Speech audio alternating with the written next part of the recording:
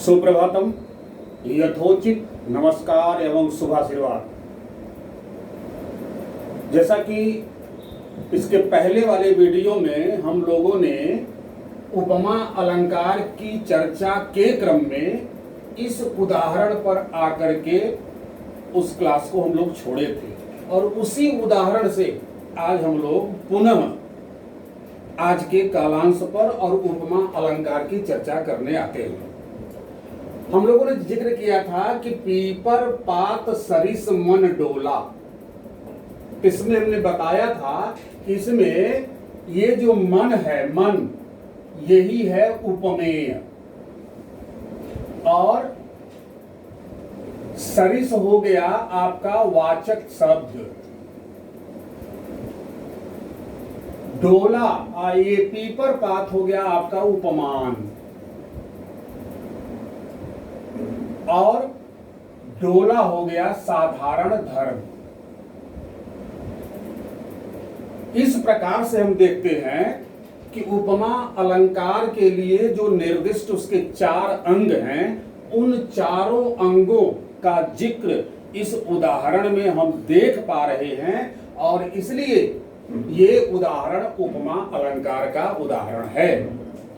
इसके अतिरिक्त और भी कुछ उदाहरण हैं, इस पर भी जरा देख लें, गौर कर लें, तो सब कुछ आपके सामने स्पष्ट हो जाएगा कि दी गई काव्य पंक्तियों में कौन सा अलंकार है। उसका उत्तर देते समय आपको कोई हिचक नहीं होगी। आप देखिए, दूसरा उदाहरण है कि हरि पद कोमल कमल से तुलना की जा रही है। किसकी? हरि पद की।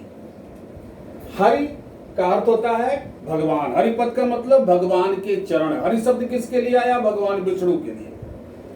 लेकिन इस हरि के और भी बहुत से अर्थ हैं, जैसे हरि बोला, हरि ने सुना, हरि गए हरि के पास, वे हरि उस हरि में मिले और वे हरि भये उदास।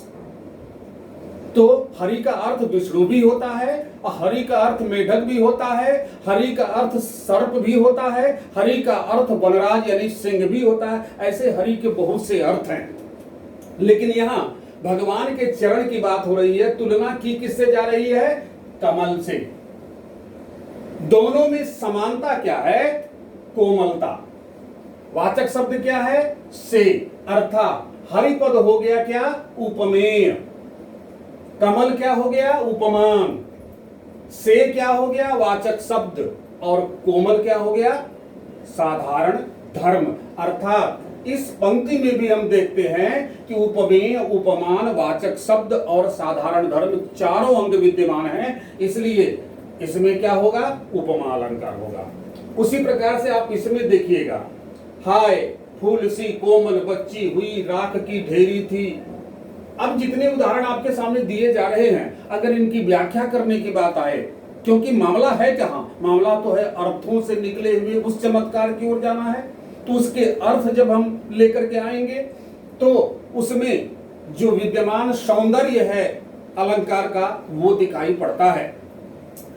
ये भी एक बात सत्य है कि अगर सबकी व्याख्यात्मक चर्चा की जाए तो बहुत सा समय लग जाएगा इसकी व्याख्या करने में। इसलिए इसकी व्याख्या में हम लोग नहीं जाते हैं, बल्कि इस पंक्ति में, इस पंक्ति के आधार पर हमको खोजना है कि इसमें प्रयुक्त अलंकार कौन सा है। तो इसमें हम लोग क्या खोज रहे हैं? उपमेय, उपमान, वाचक शब्द, साधारण, जो उसके 4 अंग हैं, उन्हीं अंगों के आधार पर हम निर्धारण करेंगे कि दिया गया जो उदाहरण है वह उपमा अलंकार का उदाहरण है कि नहीं है।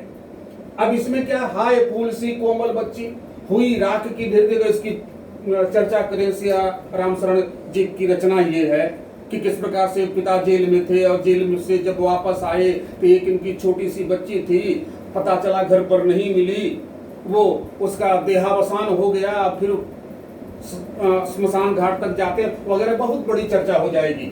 उसकी चर्चा में हम लोग नहीं जाते हैं। तो इसमें देखिए, तुलना इसमें हो किसकी रही है? बच्ची की। अर्थात बच्ची क्या हो जाएगा? उपमेय। तुलना हो किससे रही है? फूल से। अर्थात फूल क्या हो जाएगा? उपमान। इन दोनों में समानता क्या है? कोमलता। इसका वाचक शब्द क्या है? शी। इस प्रकार से इसमें उपमा अलंकार है। इसके अलावा आप देखिए कि यह देखिए अरविंद से शिशुवृंद कैसे सो रहे। इसमें देखिए तुलना किसकी हो रही है? शिशुवृंद की। तुलना हो किससे रही है? अरविंद अर्थात कमल से। और इसका वाचक शब्द क्या है? से। शिशुवृंद और अरविंद में समानता क्या है? क्या समानता है? वो आपको इस उदाहरण में कहीं नहीं दिख रहा है। अर्थात उन चारों अंगों में से एक अंग इसमें नहीं दिखाई दे रहा है। अगर ऐसा उदाहरण आए तो हम क्या कहेंगे? ये तो सत्य है कि ये उपमा अलंकार का उदाहरण है, लेकिन अब जब इस प्रकार के उदाहरण दे करके आपसे जानकारी मांगी जाएगी तो आप क्या बताएंगे प्रश्नकर्ता को? तो आप बताएंगे कि ये उपमा अलंकार की पंक्ति है। उपमा अलंकार के वैसे तो बहुत से भेद होते हैं, लेकिन दो भेदों को लेकर के चला जाता है। एक को कहते हैं पूर्णोपमा और दूसरे को कहते हैं लुप्तोपमा। लुप्तोपमा का मतलब क्या होता है कि जिस काव्य की पंक्ति में उपमा अलंकार के चारों अंग में से कोई एक न हो, वहां पर उसको हम कहते हैं क्या? लुप्तोपमा। अर्थात ये जो उदाहरण उपमा अलंकार का है लुप्तोपमा का उदाहरण है। बाकी जो तीन उदाहरण हैं ये पूर्णोपमा के उदाहरण हैं। चारों अंग विद्यमान रहेंगे तो वहां पूर्णोपमा होगा, और उसमें से कोई एक नहीं होगा तो वहां क्या हो जाएगा? लुप्तोपमा हो जाएगा। क्लियर? अब आगे आइए। ये तमाम सारे उदाहरण, इसके अतिरिक्त सैकड़ों हजारों उदाहरण आपके सामने जब आएंगे और उसमें आपको निर्धारण करना पड़ेगा कि इसमें उपमा अलंकार है कि नहीं, तो कैसे आप पता लगाएंगे? तो आप अपने ध्यान में, अपने ख्याल में एक चीज बैठा लीजिए, वो ये कि इस उपमा अलंकार के कुछ वाचक शब्द हैं, जिन वाचक शब्दों से आप उपमा अलंकार की पहचान कर लेंगे। जैसे है कि जहां वाचक शब्द सा, सी, से, सम, सदृश, समान, सरिस शब्द आए, कहां? काव्य की पंक्तियों में। अगर इनमें से कोई एक शब्द आता है, सा, सी, से, सम, सदृश, समान, सरिस, तो आपको समझना चाहिए कि दी गई पंक्ति में उपमा अलंकार है। कैसे? यहां देखिए, इसमें सरिस का प्रयोग है कि नहीं। यहां इस उदाहरण देखिए, से का प्रयोग है कि नहीं। यहां देखिए, सी का प्रयोग है कि नहीं। और यहां देखिए, से का प्रयोग है कि नहीं। अर्थात वाचक शब्द का प्रयोग, इसमें वाचक शब्द के प्रयोग के माध्यम से आप बहुत आसानी से, भले उस पंक्ति का अर्थ आपको ज्ञात हो ना हो, लेकिन उपमा अलंकार की यह पंक्ति है, इस पर आप बिल्कुल सटीक उत्तर आप देंगे, इसमें कोई संदेह नहीं है। इस प्रकार से इसके वाचक शब्दों को बढ़िया से आप अपने दिमाग में बैठा लीजिए, आपको कहीं कोई दिक्कत होने वाली नहीं है। जैसा कि कल मैंने जिक्र किया था कि अर्थालंकार में ये उपमा अलंकार को प्रधान अलंकार माना जाता है, सबसे प्रधान अर्थालंकार में सबसे प्रधान, क्योंकि इसकी बहुत चर्चाएं होती हैं, कवियों के लेखनी में ये सारी बातें आती रहती हैं और उसी में से हमको निकालना पड़ता है। आप निश्चित रूप से वाचक शब्दों के माध्यम से उपमा अलंकार के उदाहरण को निकाल लेंगे। अब उसी अर्थालंकार का एक दूसरा महत्वपूर्ण अलंकार है रूपक अलंकार। आइए इसकी भी चर्चा हम लोग कर लेते हैं। थोड़ा सा आप अपने को एकाग्र कीजिए, थोड़ा सा एकाग्र कीजिए, थोड़ी और सतर्कता आप लीजिए इसको सुनने और देखने में, तो क्लियर हो जाएगा आपके सामने कि रूपक अलंकार की पहचान हम कैसे करेंगे और पंक्तियों से कैसे निकालेंगे। होता क्या है कि जब गुण की अत्यधिक समानता के कारण किसके किसके बीच, उपमेय और उपमान के गुणों के बीच अगर अत्यधिक समानता, मतलब लगभग लगेगा कि एक समान है उसका जो साधारण जो धर्म है, तो अत्यधिक समानता के कारण क्या होता है, अभेद आरोप कर दिया जाता है। आरोप कर दिया जाता है का मतलब उपमान उपमेय पर आरोप करता है, उपमेय पर आरोप करता है। कौन? उपमान। अर्थात उपमेय उपमान ये न होकर के वहां एक हो जाते हैं, कोई भेद ही नहीं रह जाता कि इसको हम उपमेय कहेंगे या उपमान कहेंगे। जैसे उदाहरण देखिए, एक और चीज ध्यान दीजिएगा कि इस रूपक अलंकार में कहीं वाचक शब्द का प्रयोग नहीं होता है, अर्थात वाचक शब्द के आधार पर आप रूपक अलंकार की पहचान नहीं कर पाएंगे। तो लेकिन अगर थोड़ा सा ध्यान देंगे तो बड़ी आसानी से आप रूपक अलंकार को पहचान पाएंगे। उदाहरण नंबर 1 आप देखिए। इस उदाहरण में क्या दिया गया है कि मैं तो चंद्र खिलौना लई हूं। यशोदा से जिद करते हैं श्री कृष्ण, बाल श्री कृष्ण, कि हे मां, मैं तो चंद्रमा रूपी खिलौना लूंगा। ध्यान दीजिए क्या कह रहा है, चंद्रमा रूपी खिलौना, अर्थात इस खिलौने का पूर्ण आरोप किसके ऊपर हो गया है, चंद्र के ऊपर। अब चंद्र रूपी खिलौना, न वहां चंद्रमा रह गया खिलौने में, वो कृष्ण के लिए चंद्रमा क्या है, खिलौना है, जबकि वो चंद्रमा है। अब वहां उपमेय नहीं रह जाता, उपमान नहीं रह जाता, दोनों का अभेद हो जाता है उपमान के आरोप के कारण। इसीलिए इस पंक्ति में क्या हो जाएगा, रूपक अलंकार हो जाएगा। उसी तरीके से आप दूसरा उदाहरण देखिए, चरण कमल बंदौ हरिराई।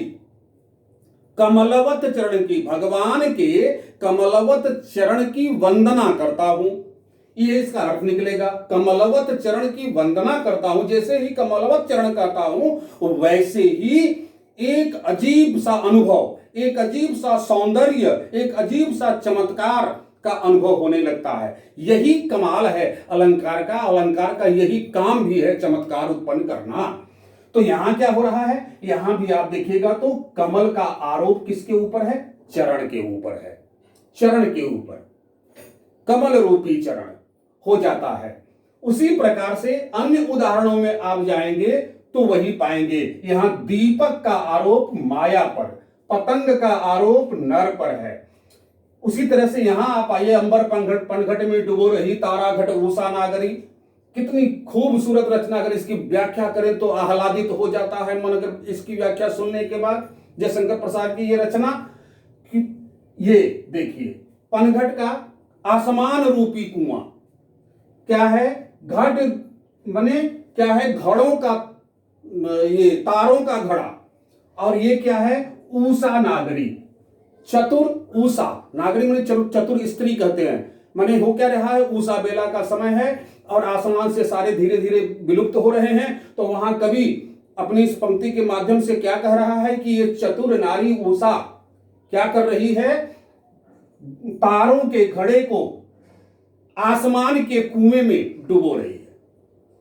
तो जैसे ही अर्थ आता है वैसे ही इसका सौंदर्य इस पंक्ति को पढ़ने से और जब इसका अर्थ आता है, दोनों में यह परिवर्तन नजर आता है कि बढ़ जाता है उसका सौंदर्य। इसी प्रकार से आप आगे देखिए, मुख पर, मुख का शशि के ऊपर, नदी का प्रीति के ऊपर, घन का दुख के ऊपर, कुरंग का मन के ऊपर आरोप है, और इसीलिए इन पंक्तियों में क्या है, रूपक अलंकार है। जैसे प्रेम की नदी, अब ध्यान दीजिएगा, जब इसका अर्थ हम निकालेंगे किसी भी रूपक अलंकार के पंक्ति का, तो उसमें उसके अर्थ में रूपी या की इसका जिक्र होता है। जैसे यहां है ना, मैं तो चंद्र खिलौना ले हूं, चंद्रमा रूपी खिलौना लूंगा, और यहां क्या है कि प्रेम की नदी में आपने पांव भी नहीं डुबोया।